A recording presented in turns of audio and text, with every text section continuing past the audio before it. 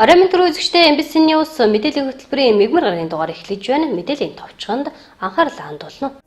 Өвс аймгийн засаг дарга Завхан аймгийн Тэс сумын тэг 277 дугаар ангид алав хааж байгаа хэлчтэй эргээд ирлээ. Тэтгэлэг авах суралцагчид мэрэгжлийн боловсролын сургалтын салбарын цахим системд бүртгүүлсэн байх шаардлагатай. Онол болон дадлагын сургалтанд 75-аас дээш хувийн нэрцтэй суралцагчид сар бүр 100 сая төгрөгийн тэтгэлэг авна. Өнөөдөр англи хэлний улсын төрөлцөө олимпиадын 2-ын даваа боллоо. Хөгжмийн болон биеийн тамирын хичээлээр дамжуулан багшийн арга зүйг дээшлүүлэх сургалт зохион байгууллаа. Чимдийн түмэн дэмбэрлийн надаар дутхгүй орчлон номын нээлт боллоо. Их хас сүлд төрийн бус байгууллага Өвс аймгийн иргэдэд өнтөлбөргүй лекц уншина.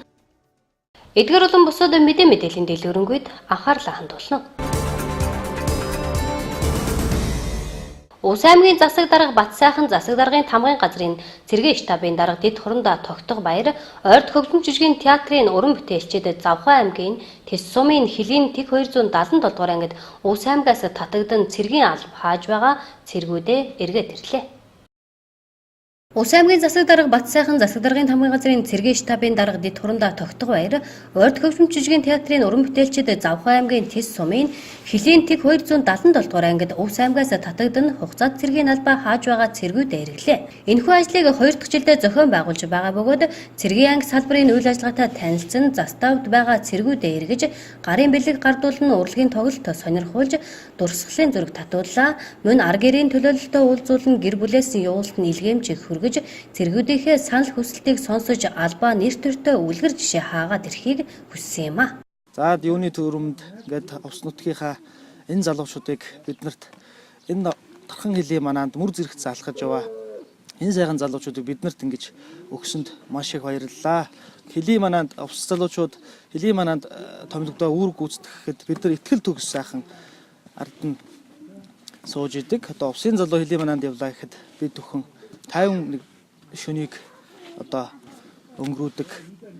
Бид бүхэн одоо миний арыг одоо миний юуг одоо батлан дааж яваа одоо миний сайхан Овсын залуучууд байдгийн шүү гэдгийг хамгийн түрүүнд одоо Овс нутгийнхаа зон олонд хүргэе. За ингээд Овс нутгийн одоо миний цэргүүдийн ээж аав ар гэрт нь одоо цэргүүд чинь хүү чинь 50 байгаа гэдгийг энэ завшааны дэлгэнд бол одоо ээж аавд нь хүргээрээ ингээд Овсын зон олондоо ингээд сайн сайхан бүхний өсөн өрөөё. Өвс аймгийн засаг дарга болон шатавын амтолн тэрж өөрийнхөө хүү болон Хилийн цэргийн югаар явсандаа маш их баяртай байна. Ингээд хүүгээр гэж тойроод яваад энэ застав Хилийн югаар явж байгаад баярлж байна. Тэгээд бас энэ Хилийн цэргийн 277 дугаар ангийн хамт олон болон энэ 2 дугаар заставын хамт олон дээрүүлийн сайн сайхан бүхнийг көсөөр аж байна. Улам хилээс хамгаалж сайн ажиллаж амьдарч эрүүлэнх байхыг хүсэж байна. Би Өвс аймгийн Бөхмөрөн сумаас татагдсан хугацаанд татагдсан. Тэг Хилийн тэг 277 дугаар цэрэг албанд татагдсанд маш их бахархаж байна. Эрс цэрэг нь бол нэр төртөө олон аавын хөвгтө мөр зэрэгсэн хааж байгаад маш их баярлаж байна. Мөн Хилийн цэргийн тэг 277 дугаар ангийн офицер ахлагч төрөөж байлдагч ингийн ажилтан та нарт маш их баярлаж талархаж явдаг илэрхийлье. Мөн энэ завшааныг ашиглаад Овс нутгийн зон олон болон ээж аав нарт ах дүү нартай энэ өдрийн баярын мэндийг дэвшүүлж байна.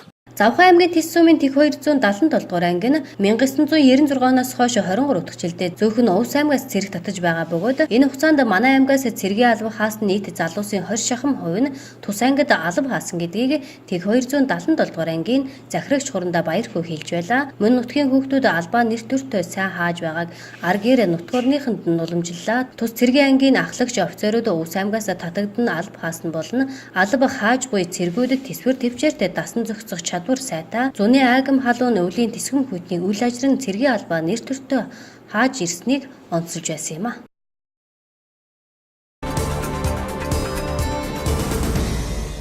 Дараагийн мэдээ 2019 оны 1-р сараас эхлэн мэрэгжлийн боловсролын сургалт үйлдвэрлэлийн төвд суралцж буй суралцагчдад сар бүр 100 сая төгрөгийн тэтгэлэг олгох шийдвэрийг хөтөлбөр нийгмийн хамгааллын яамнаас гаргасан байдаг. Энэ хүрээнд мэрэгжлийн боловсролын түвшний 2.5 болон 1 жилийн өдрийн анги, техникийн боловсролын түвшний 3 жил болон 1.5 жилийн суралцагчдад тэтгэлэг олгож эхлээд байна.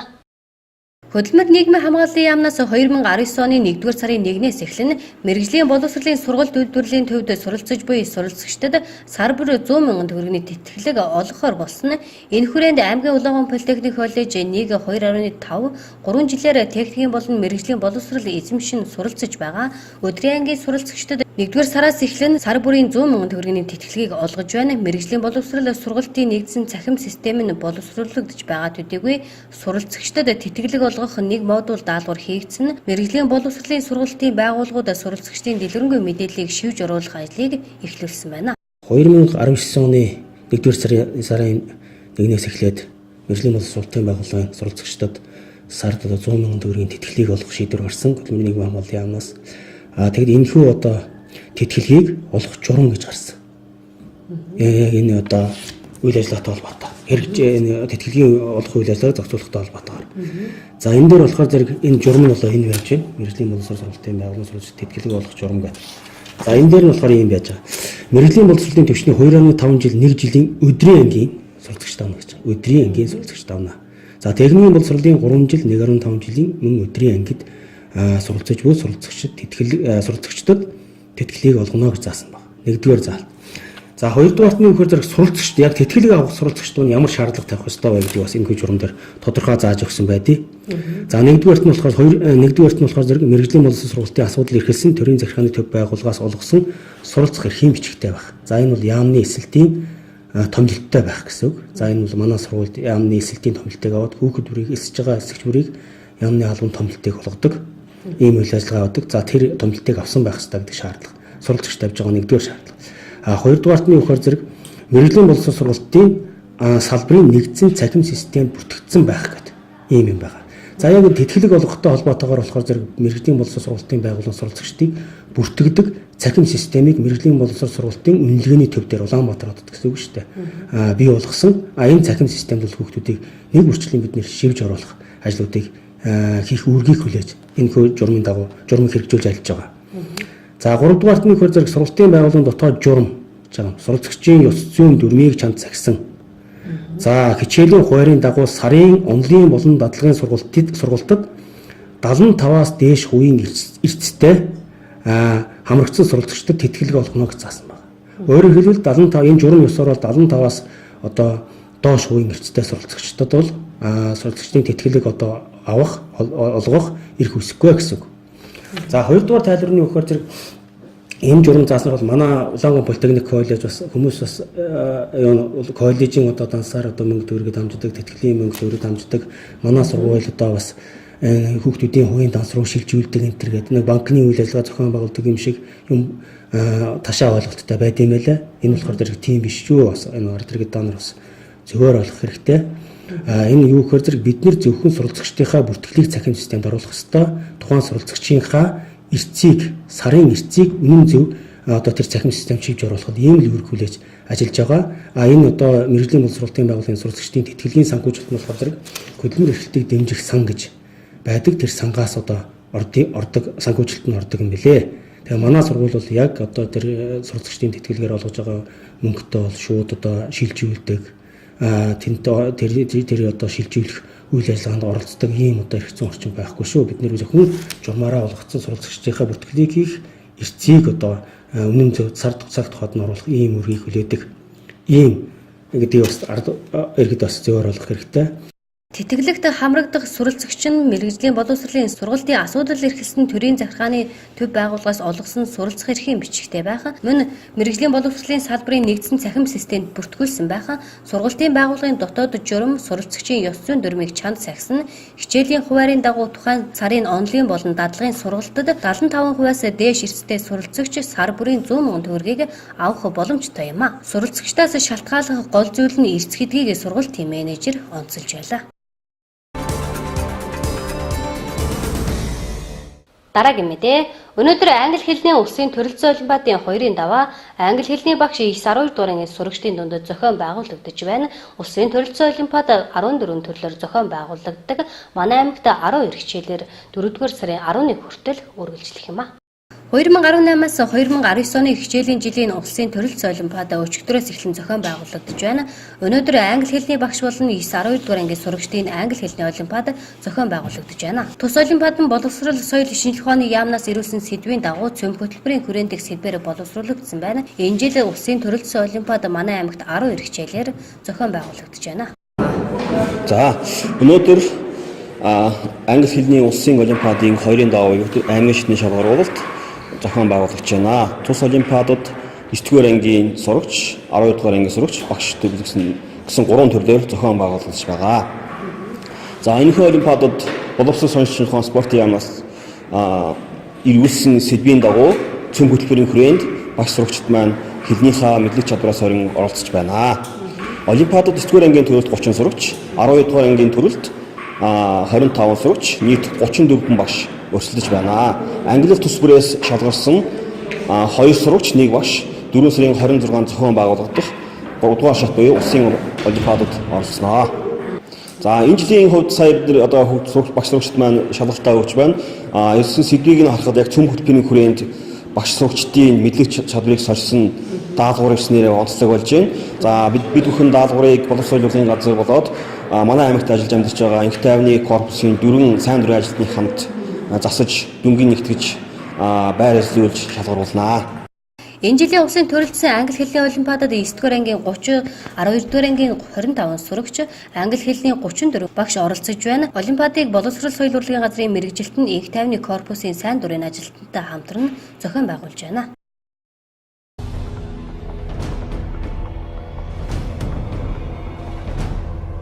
2018 онд улсын хэмжээнд мотоциклоор үйлдэгдсэн зам тээврийн 552 осол бүртгэгдсэн бөгөөд ослын улмаас 116 хүн амнасаа алдсан байна.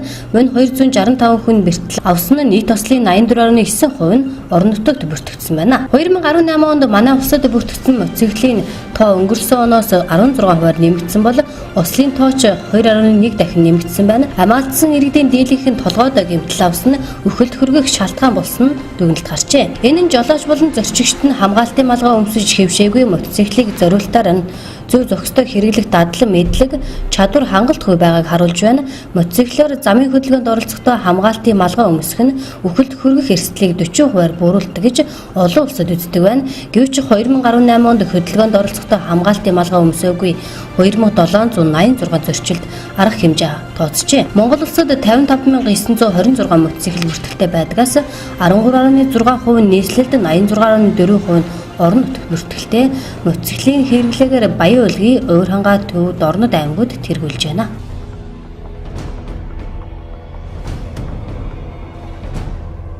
Энэ жилийн элсдийн ерөнхий шалгалт 3 дугаар сарын 23-нд орон даяар монгол хэл бичгийн шалгалтаар эхэлсэн.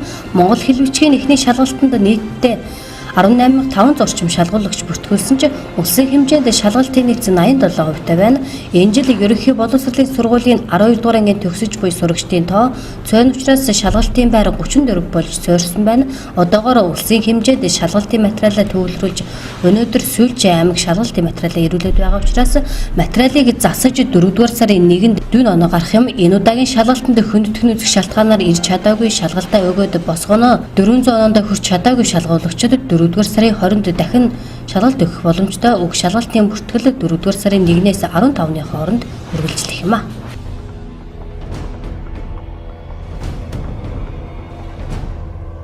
Залуучууд гадаад руу ажиллахаар ихээр явж байгаа болон уул уурхайн салбарт ажиллах залуусын тоо нэмэгдэж байгаатай холбогдно. Барилгын салбар ажиллах хүчний хомсдолд орж байгаа юм. Өөрөөр хэлбэл хөтөлбөрийн зах зээл дэх эрэлттэй байгаа мэргэжлийн 7 тус салбар их байгаа юм. Энэ тухай өнөөдөр болж буй барилгын салбарын өдөртөх ажилтны зөвлөгөөний үеэр танилцууллаа. Түүнчлэн барилгын салбарт албан бусаар ажиллагчид их байгаа. Ажилчид гэрээгүй нулмаас нийгмийн даатгал болон бусад үйлчлэгэнд хамрагддаггүй байна. Өнгөрсөн онд гэхэд тус салбарт албан бус хөдөлмөр эрхлэгчдийн тоо 10.9 мянгад хүрсэн байна. Энэхүү албан бус хөдөлмөр эрхлэгчид олон байдаг учраас тус салбарт ажиллагчдын тоо бүрэн гардаггүй. Тухайлбал салбарын төрийн байгууллагаас барилгын салбарт 100 мянган хүн ажилладаг гэдэг боловч хөдөлмөр эрхлэлтийн судалгааны байгууллагаас 60 гаруй мянган ажиллагчтай үүнээс гадна барилгын салбарын тулгымдсан асуудалд үйлдвэрлэлийн осол дурддагдж байна.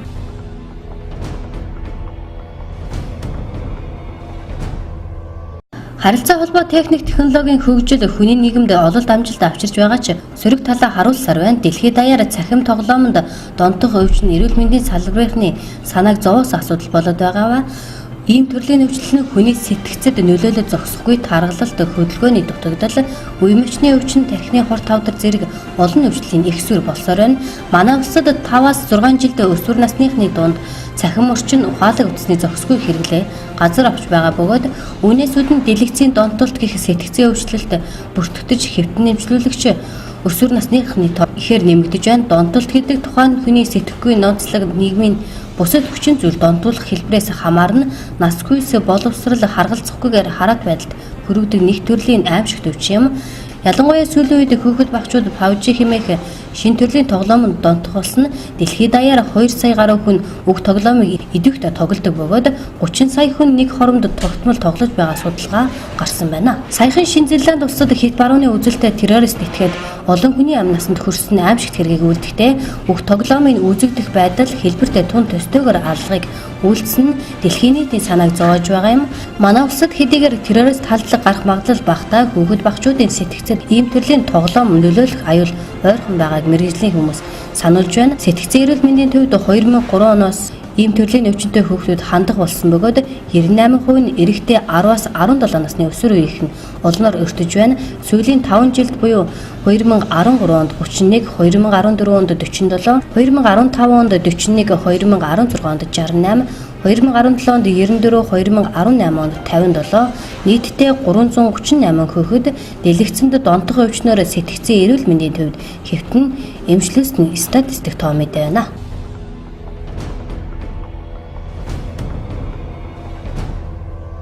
Хонгарсаар гол нуурын мөс цөмөрч автомашин унсан суусан 13 тохиолдол бүртгэгдсэн байна. Энэхүү дуудлагын дагуу онцгой байдлын байгууллагын албан хаагчид ажиллаж 7 хүний амь насыг авран хамгаалаад байна. 3 дугаар сарын 2 дугаар 10 хоногийн байдлаар Монгол орны ихэнх гол морь нь нүүр бүтэн мөсөн бүрхэлтэй байгаа хэдий ч гол морины дунд болон адгаар мөс аажмар хайл, харц тушин үүсэх мөс харлах зэрэг үзэгдэл ажиглагдж байна. Цаашид мөсний зузаарлын эрчим буурч мөс хэврэгших тул цаг хожих, зам товчлох зэргээр мөсөн дээгүүр явах автотээвэр хийхгүй байх, бага насны хүүхдийг хараа хяналт гол нуурын ойролцоо тогтоолохгүй байхыг онцгой байдлын ерөнхий газраас анхааруулж байна. Дараагийн мэдээ. Аймгийн хэмжээний 6 багц сургуулийн багангийн багш нар болон шинээр ажиллаж байгаа багангийн багш нарт боловсрол соёл урлагийн газраас чадваржуулах 3 өдрийн сургалтыг зохион байгуулж байна. Тус сургалтанд багангийн 40 гаруй багш хамрагдж байна. Манай аймгийн хэмжээнд 6 багц сургуулийн үйл ажиллагаа явуулдаг. Тус багц сургуулийн багш нар болон энэ жилээс шинээр багшлаж байгаа багангийн багш нарт боловсрол соёл урлагийн газрын мэргэжилтнүүд зөвлөх багштай хамтран 3 өдрийн сургалт зохион байгуулж байна. Энэ жил тус сургалт нь багангийн багш нарт хөгжмийн болон биеийн дамирын хичээлээр дамжуулна, багшийн арга зүйн ур чадварыг нэмэгдүүлэх, гарын доорх материал ашиглан хэрхэн хөгжмийн зэвсэг хийх, багангийн сурагчдад ямар төвчний дасгал хөдөлгөөнийг заавал зохих талаар сургалт зохион байгуулж байна. За, ерөнхийдөө бол улс аймгийн хэмжээнд 6 багц сургууль ажилладаг.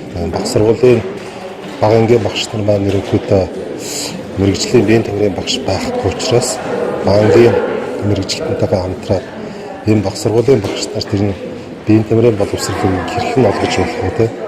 Мэдээж багангийн багш гэдэг маань яг мэргэжлийн биеийн тамирын багшийн хэмжээнд биеийн тамирын сургалтыг явуулж чадахгүй байгаа учраас тулгамдж байгаа агуулга болгон дээр тулгамдж байгаа чадварын асуудлуудыг нэгдүгээр шийдэхийг бидний сургалтаар зорж байна. Ерөнхийдөө бол биеийн тамирын хичээл дээр одоо нөгөө мэргэжлийн хэллэг гэж байдаг тийм. Жишээлбэл команднаас эсвэл тийм хүүхдүүдийн чадварыг яаж хүүхдэд зөв хүргэж болох вэ? Тийм ер нь хэрэглэгдэхүүнийг яаж боловсронгуй болгох вэ? Хөтөлбөрийг яаж боловсруулж болох вэ? Үнэлгээг яаж зөв боловсруулж болох вэ гэсэн зорилготой сургалтыг багангийн боловсрол хариуцсан мэргэжлийн ноён нэртэй хамтраад манай цогцлуур 2 дугаар сургуулийн биеийн тамирын багш, Монгол Улсын зөвлөх багш буян тогтвортой өнөөдрийн сургалтыг явуулж байна. Хөгжмийн болон биеийн тамирын хичээлээр дамжуулан багшийн арга зүй болон ур чадварыг дэмжих зорилготой сургалт маань 2 дахь өдрөөр үргэлжлэж байна. Өчигдөр бол хөдөө хөгжмийн хичээлээр багшийн арга зүй болон ур чадварыг дэмжих сургалт маань явагдсан. Энэхүү сургалтаар гарын доорх материалаар хөгжмийн зэвсэг яаж хийдэг, хичээлийн хэрэглэхүүнийг яаж хийдэг, мөн тэр хичээл хэрэглэхүүнээ бусад хичээлтэй яаж холбодог, яаж дамжуулж ашигладаг талаар арга зүйн зөвлөгөө өглөө. Мөн өнөөдөр бол биеийн тамирын хичээлээр сургалт явуулж байна. Ээлжид хичээлийг хэрхэн бэлтгэх арга зүйн сургалтыг зохион байгуулж явуулж байна. Энэхүү сургалт ер нь жил болгон ер нь манай багийн мэргэжилтэн багш нарын ур чадварыг дээшлэх зорилгоор жил болгон сургалтыг хамруулдаг. Багангийн багш нарын хөгжмийн болон биеийн тамирын ур чадварыг дээшлүүлэх сургалтыг аймгийн боловсрол соёл урлагийн газрын багангийн боловсрол хариуцсан мэргэжилтэн оюун дэлгэр, биеийн тамирын боловсрол хариуцсан мэргэжилтэн их баяр, Монгол Улсын зөвлөх багш буян тогтхоноор явуулж байна. Дараагийн мэдээ, Ус аймгийн уугуул морин хур наадмын нийтийн дууны төрлийн тэргүүн байрны шагналт яруу найрагч Чимдийн түмэн Дэмбэрлийн надаар дутхгүй орчлон номын нээлт боллоо. Надаар дутхгүй орчлон хайрын шүлгийн ном нь түүний анхны ном юм а. Ус аймгаас олон арван яруу найрагч төрөн гарсан байдаг. Түүн дотроо эмэгтэй яруу найрагчид цөөхөн байдаг. Түүний нэгэн томоохон төлөөлөгчин хайрын дууч яруу найрагч Чимдийн түмэн Дэмбэрэл юм. Түмэн Дэмбэрэл яруу найрагч Ус аймагт төрж өссөн. Ус аймгийн ерөнхий боловсролын улсын тэргүүний 2 дугаар зөвлөлбөр сургуулийг төгссөн бөгөөд надаар дутхгүй орчлон анхныхаа номын нээлттэй төрөлх сургууль дээрээ зохион байгууллаа. Надаар дутхгүй орчлон номонд хайрын 108 шүлэг багтжээ. Өөрийнхөө төрөлх сургууль дээр анх 1-р ангид орж ирсэн юм төрөлх сургуульдаараа ирж өөрийнхөө анхны номын нээлттэй хийж байна. Энэ сургууль маань анх 77 онд байгуулагдсан. Намайг 1-р ангид орж явахад. Тэгээ энд яг 10 дугаар ангид төгссөн. Тэгээ энэ сургуульд яг анхныхаа номын нээлттэй ирж хийж байгаа маш баяртай байна. Сургуулиа төгсөөд 42 жил болсон анхны төгсөгч Түмэн Дэмбэрэл маань бас төрсөн нутагтаа төгссөн сургуульдаа анхныхаа уран бүтээл номынхаа нээлтийг хийж байгаад бас сургууль багш нар шав сурагчид нь дүүнер нь бүгд баяртай байна. За тэгээд номын ерөнхий агуулга бол ерөнхий сэдэв бол одоо Монголын уран зохиол яруу найргийн өргөн сэдэв хайр дотроо бол одоо их эцгийн хайр, анд нөхрийн хайр, амрах сэтгэлийн хайр, нутаг усны хайр гэдэг олон ийм сайхан санаануудыг гаргасан байна. Тэгээд энэ номны нэр гэхдээ одоо яруу найргийн майнаар надад дутхгүй орчлон гэж одоо нэрлсэн. Сая маань бас яруу найрагч бисгүй маань бас их гоё шүлэг уншлаа. Энэ шүлгийн ерөнхий агуулга бол ерөнхийдөө өөрөө хүн гэдэг бол ер нь яах гэж орчлонд төрсөн бэ? Миний одоо энэ орчлонд төрсөн утга учир чухам юу юм бэ? Хүн байхын утга учирыг бол ерөнхийдөө гаргасан. Их хүн бол ямар байх ёстой, эцэг хүн яах ёстой юм, өр хүүхэд нь ямар байх ёстой юм гэсэн бүх тэр санаануудыг бол мундаг гаргасан. Тэгвэл энэ зохиолдор хүн ерөөсөө орчлонд хүнээр надаар дутхгүй орчлон гэж ингэж нэрлсэн. Хүнээр дутна угаасаа, тийм ээ? Тэгвэл ямар хүнээр дутах вэ гэвэл хөдөлмөрч өөрийнхөө үүрэг зорилгыг одоо ухаарч яг хүн байх, монгол хүн байхын утга учирыг л энэ хойч ирээдүйдээ таниулж чадсан бусдад одоо бахархах юмтай хойч ирээдүйдээ хэлэх юмтай үлгэр дуурайлтай ийм л хүн бол орчлонд бол үгүйлэгддэг гэсэн ийм санааг бол гаргаж өгсөн ийм мундаг агуун ном бичсэн шавьдаа бас баярлалаа. Яруу найрагч Чимдийн Түмэн Дэмбэрлийн надаар дутхгүй орчлон анхны ном дан хайрын шүлгээр хэвлэгдсэн төдийгүй давхар сонсдог хэлбэрээр эрхэм уншигч танаа хүрч байна. Мөн түүнчлэн яруу найрагч Түмэн Дэмбэрэл 2018 оны морин хур наадмын нийтийн дууны төрөлд урлын авис зүтгэлтэн дорилгийн хөгжим өөрийн шүлэг чамтаага дуугаараа тэргүүн барыг эзэлсэн яруу найрагч юм а.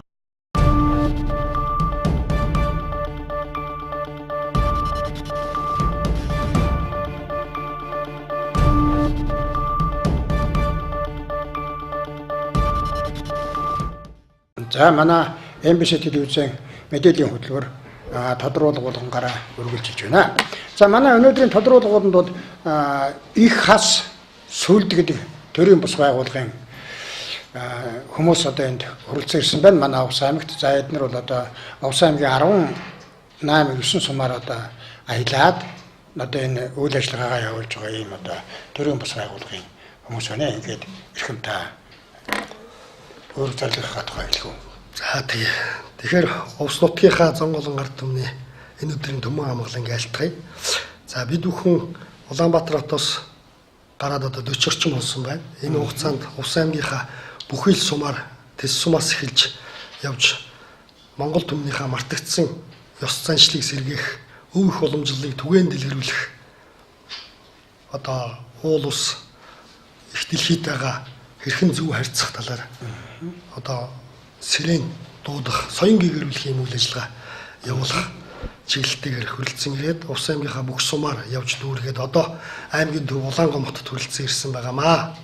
Тэгээд энэхүү үйл ажиллагаа маань Улаангомотын ойр театрт 3 сарын 30-ны Бямб гарагт 11 цагаас 15 цагаас энэ үйл ажиллагаа явагдана. За энэ үйл ажиллагаагаар бол одоо энэ бид бүхэн тэнгэр гэж ярьдаг тийм Монгол хүн тэнгэртэй хөх тэнгэр шүтдэг гэж ярьдаг.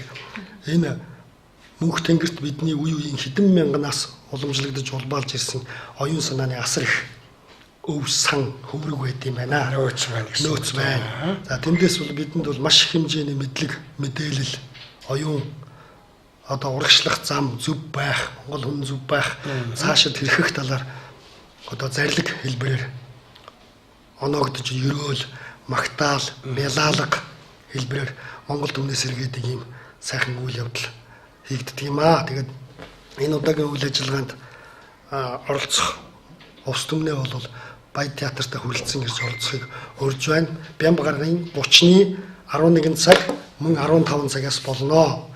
За энэ нарийн учир нь бол ер нь дэлхийн хүндрэлтэн бүгд соён гэгэрэл рүү тэмүүлж хөтөлж одоо гэгэрлийн даяаршлын нийгэм болсонтой холбогдуулаад дэлхий дахина хүндрэлтэн сэрж энэ далд ертөнцийг сонирхож зөвд тэмүүлэх болсонтой нэгт холбоотой. Чухамдаа Монгол хүн хөх толбтон хүн энэ даяаршлын нийгэм орон цаг энэ тухайн цаг үед тусгайлсан онцгой үүрэгтэй байгаамаа их дэлхийд. Тэгэхээр бид бүхэн Монгол түмэн тэр чигтээ 331 сум бүх аймгаар явах юм төлөвлөгөөтэй байгаа. Одоо Монгол түмэн сэрж сэхэрснээр дэлхийн хүндрэлтнийг зөвд сайн сайхан амьдралд одоо цаг уурын байгалийн одоо давгч хүчин зүйлийн өмнө одоо зөв байх энэ арга ухаанд энэ уул ус хөх дэлхийтэйгээ харьцах энэ арга ухаан эрдэм бэлгүүнийг таниулж сэрэх юм гол зорилготой. Тийм ээ. Тэгэхээр би танаас асууя. Манай энэ ойрдууд ялангуяа та бүхний одоо энэ өнөөдөр явж байгаа энэ Увс аймгийн Улаангом сум тийм үү? Одоо энэ Улаангом хотод өөрөөр хэлбэл ихэвчлэн дөрвөд баяд хотон хаалх гэсэн энэ үндэстэн ястангууд амьдардаг. Тэгэхээр эднэрийн дунд ялангуяа дөрвөдүүдийн дунд баядуудын дунд хөх тэнгэр минь гэж тэнгэрээ дуудах. Энийг хуучин цагийн ээж аавнууд бол одоо хориглох яав дэлхийд дээдс дуудаад яач вэ? Тэгэхээр тэр сандарсан үедээ ядарсан үедээ одоо бүр чочсон үедээ ч юм уу энэ тэнгэрээ дууддаг шүү дээ. Тэгэхээр тэрийг одоо юу гэж ойлгох вэ? За Томоолондоо энэ өдрийн мэндийг хүргэе. Энэ болохоор хөх тэнгэр мана гэд хүн яг өөрийнх нь одоо тэр альва асуудал тэр яг гаргалгааг хайх үед өөр ирэхгүй уулга алддаг ээж ааваа тий хөх тэнгэр мэнэ гэж энэ бүхнээс эвгээл ирж тэр агшин тэр ямхын хооронд л тэр бүхнээс эвгээл ирж биднийг төшиж аварж идэг. Энийг бол Монгол хүмүүс мэдэн штэ. Ээжигээ одоо дуудахад тэр одоо альва бэрхшээл тэрнээс сөөм холдож идгөө гэдэгтэй адилхан хөх тэнгэр маань бидний одоо хөх тэнгэр гэдэг маань болохоор тэр дээр байгаа тэнгэрээс гадна эзэн биений сүнс одоо энэ дотор оршихуй бүхэнд Монгол хүн хөх тэнгэртэй юм а гэдгээ үе үедээ санаж ирсэн. Энэ бүхнээс алсархан жоохон мартагнаад тэр бүхнийг цээр юм шиг тэгэж одоо нэгсэнтэй соёл маань нэг төр мартагдсан байна шүү дээ. Тэгэхээр тэр учир маань ийм шалтгаанчтай юм шүү гэж энэ бүхнийг тайлахаар бид нар бас соён гэрэлх үйл ажиллагаагаа явуулж байгаа юм. Тэгэхээр энэ бүхэн маань бол одоо арга байхгүй Монгол хүн бол хөх тэнгэрээ дуудаж өөрийн ирэхгүй уулга алддаг. Тэр болохоор энэ эдис яс цусанд байгаа бидний мэдээлэл бид нар хинч зааж өгөөгүй байхад л хөх тэнгэр минь гэж тэр дуудаж байгаа. Энэ бол зүүн ясны хэрэг л байгаа юм л та. Жишээ нь та бүхний одоо тэр хагас өдөр одоо зохион байгуулахын үйл ажиллагаанд чинь иймэрхүү маягийн одоо бидний ярьж байгаа юм шиг ийм тайлбарууд өөрөөр хэлбэл таниулах, ойлгуулах, соён гэгэрүүлэх гэдэг тэр сайхан үйл явдал явах юм байна гэж ингэж ойлгож болох уу? Тий болно. Монгол түмэн маань ерөнхийдөө бол одоо ёрыг ерөөлөөр засдаг ард түмэн байсан.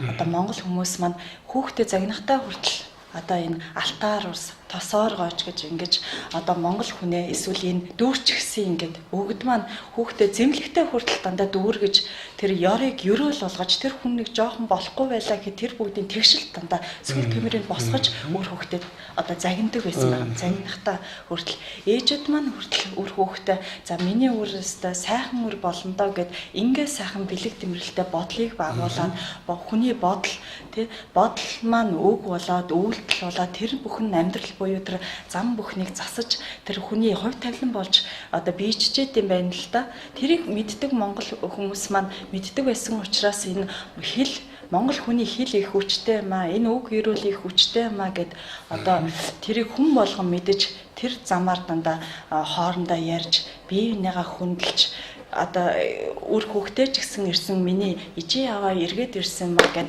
та гэдэг байсан байгаа. Тэгэхээр энэ бүгд ёс уламжлалаа бид нар байхгүй юм биш байсан юмыг эргэж тэр мартагдсан жоохон тэр байгаа эдэсэнд нь байгаа бүгдийг одоо та ийм шүү дээ л гэж таниулах гэж байгаа. Тэр хүмүүс маань таниад ирэхээр тэр дотор нь байгаа учраас ерөөсөө тэгж алсарч холдсон санагдахгүй өө нэрээ тийм штэ миний мэддэг юм байна штэ энийгээ хэрэгжүүлээ. Тэгвэл би энийгээ эргээд сананд орсыгээ тэрийг амьдралдаа хэрэгжүүлээд Монгол түмэн маань илгээрээ их хангалан төрлөөрөө төвшин амгалан одоо тэр гэдэг маань гэр орон байгаа юм байна л та. Тэгэхээр гэр орондоо амар амгалан сайн сайхныг дуудахын тулд өрх гэр бүлийн гишүүд болгон зөв бодож, зөв ярьж, зөв биеиндээ хандснаас энэ амьдрал бүхэн тэгшэрч Монгол хүн болгон маань жаргал төвшин амьдрах юм байна. Тэрний ерөөл бэлгээр бид нар учин золгож байгаамаа. За тэгээд энд нэг зүйлийг би бас онцлог хэлье гэж бодож байна. Одоо энэ 18 сумаар явхад ирсэн онцлогтой тухайн орон нутагт амьдарж байгаа иргэд маань ард түмэн маань одоо ямар суманд харьяалагдж байна тэр ойр орчмын ямар уул ус байна. Одоо бид нэг уул усны эзэдийн маань савдаг уулын эзэн гэдэг ингээд лусын эзэн гэдэг нэрлээ сурцсан тийм ээ. Энэ бүхэн бас мэдээлэлээ өгч тухайн орон нутагт амьдарж байгаа ард иргэдээ яавал зөв байх вэ? Яавал энэ булаг шандуудаа та бүхэн иргэн ундруулах боломжтой. Энэ бүх мэдээллийг нь өвгдээдсэн болон тэр мөнх тэнгэрт байгаа хэдэн мянганы өв сан мэдээлэл тухайн яг тэр үед цаг мөчид оролцсон бүх хүний та тэнгэртэй би тэнгэртэй тэр тэнгэрүүдийн хоршмол энэ гурвын нэгдсэн мэдээллийг одоо энэ Увс аймагт төрсэн танаас хүмүүс төрсэн биднийг ахалж яваа охин би.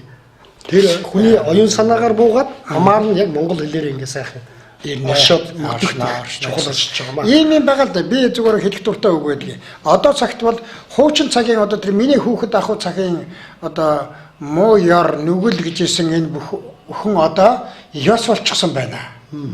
Өөрөөр хэлбэл тэр үед ёс байсан юм одоо ёр болчихсон байна гэж ингэж хэлэх гээд байгаа юм да. Жишээлбэл одоо янз бүрийн нэвтрүүлэг ингээд хөдлөхөд суран бугуйл одоо манайхан амгалж гэж хэлдэг.